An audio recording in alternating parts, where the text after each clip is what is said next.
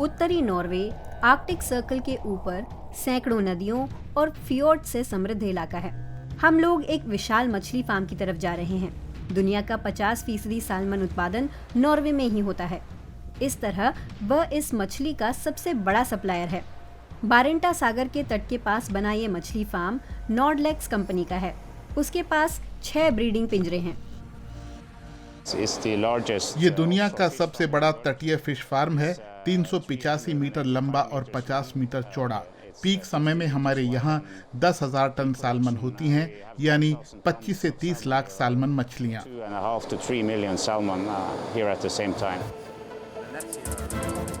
ये जाल समंदर में 56 मीटर नीचे तक जाते हैं। यहाँ रसायनों का इस्तेमाल नहीं किया जाता, वरना जाल में अन्य जलीय जीव फंस जाते हैं। इसे फाउलिंग कहा जाता है। जालों की सफाई रोबोट करते हैं। अब हम आरओवी को पानी में डालेंगे और ये फिर जालों को साफ करना शुरू करेंगे।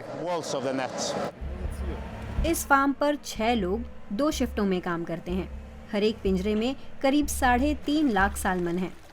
पिंजरों में कैमरे लगे होते हैं। ज्यादातर गतिविधि रिमोट कंट्रोल से की जाती है।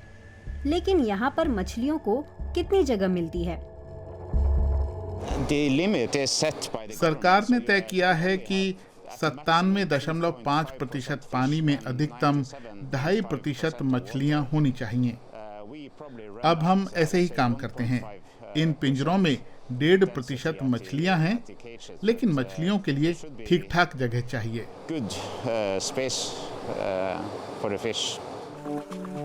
सालमन के फार्म विवादों में रहे हैं। जंगली सालमन अब दुर्लभ हो चली है। उसके भंडारों में रिकॉर्ड गिरावट आई है। अब हम 1000 किलोमीटर दूर आगे दक्षिण की ओर निकले हैं। ये आधी रात का समय है, फिर भी यहाँ अंधेरा नहीं है। हमारी मुलाकात नॉर्वे के सालमन रिवर एसोसिएशन के प्रवक्ता से हुई। वे खुद भी मछली पकड़ते हैं, लेकिन इन दिनों मछली मिलने की उम्मीद उन्हें कम ही है। फार्म में पैदा सालमन अक्सर अपने पिंजरों और टैंकों से भाग जाती हैं। इस तरह वे नदियों में रहने वाली मछलियों की जंगली प्रजातियों को खतरे में डालती हैं। जब उनकी जीन्स जंगली सालमन से मिल जाती हैं तो उनसे पैदा संतानें इस माहौल में रहने की आदी नहीं होती और जल्द मर जाती हैं। पहले वे तेजी से बढ़ती हैं और फिर जंगली सालमन से प्रतिस्पर्धा करती हैं, जो इतनी तेजी से नहीं बढ़ती, और बाद में वे मर जाती हैं। नॉर्वे की नदियों में कभी 20 लाख सालमन हुआ करती थीं। आज सिर्फ 4 लाख रह गई हैं। जिस फिश फार्म का दौरा हमने किया वो नॉर्डलेक्स कंपनी के 40 फार्मों में से एक है। एक्वाकल्चर की एक प्रमुख समस्या परजीवियों से संक्रमण की है। उनमें से एक है सालमन जू। इन जुओं से सालमन मछलियों की सामूहिक मौत भी हो सकती है। सालमन जुएं ज्यादा लंबे समय तक साफ पानी में जिंदा नहीं रह पाती। हम लोग 12 घंटों तक साफ पानी का इस्तेमाल करते हैं, तो इससे जुएं मर जाती हैं।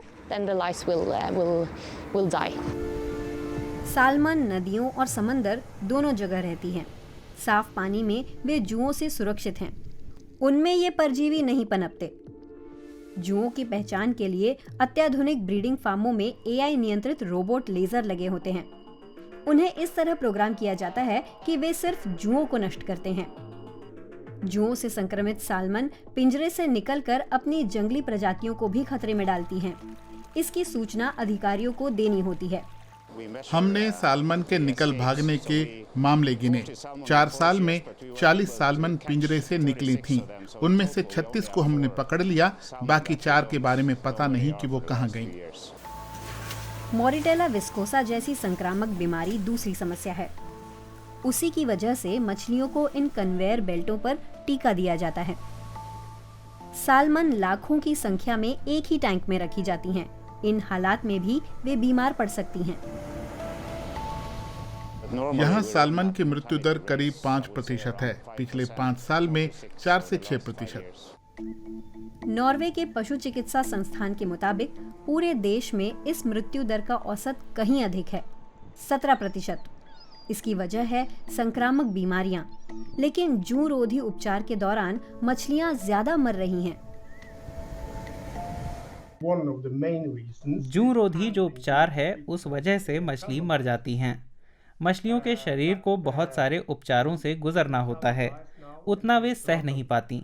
इलाज के बाद भी उनके घाव उभर आते हैं। जिस विशाल फार्म का दौरा हमने किया था वो समंदर के सकरे फ्योर्ड में नहीं बल्कि खुले महासागर में है। ज्यादा ठंडा, साफ और चलता हुआ पानी बीमारियों की आशंका को कम करता है। वो गाद और गंदगी को ज्यादा असरदार ढंग से बहा ले जाता है।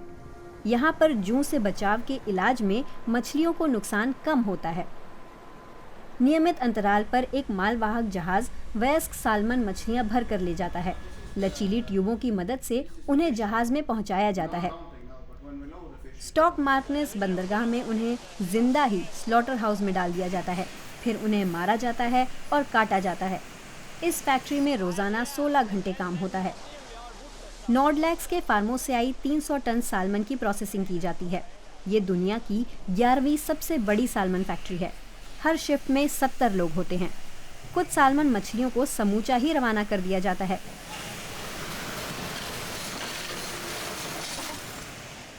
सीगुड जैकबसन उत्पादन के प्रमुख हैं।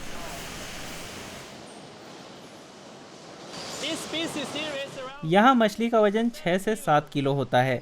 इस मछली को इस आकार तक पहुँचाने में ओशन फार्म्स पर काम करने वाले लोगों को करीब 18 महीने लगे होंगे। अब मैं इसे काट सकता हूँ। अन्य मछलियों का सिर और बड़ी हड्डियाँ एक विशेष मशीन से अलग कर दी जाती हैं। छोटे कांटे कन्वेयर बेल्ट पर हटाए जाते हैं। ये सारा काम ऑटोमेटिक होता है।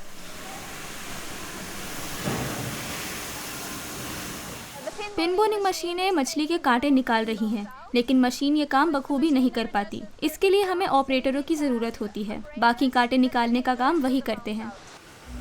टुकड़ों में काटने के बाद मछली के फिलेट्स को वजन के हिसाब से रोबोट अलग करता है। फिर उन्हें पैकिंग के लिए एक साथ रख दिया जाता है। 2023 में नॉर्डलैक्स ने करीब 5 करोड़ यूरो का मुनाफा कमाया। वैश्विक स्तर पर ये एक अरबों डॉलर की इंडस्ट्री है। मछलियों की मांग लगातार बढ़ रही है, इसलिए साल्मन की फार्मिंग को और बेहतर बनाने की जरूरत है।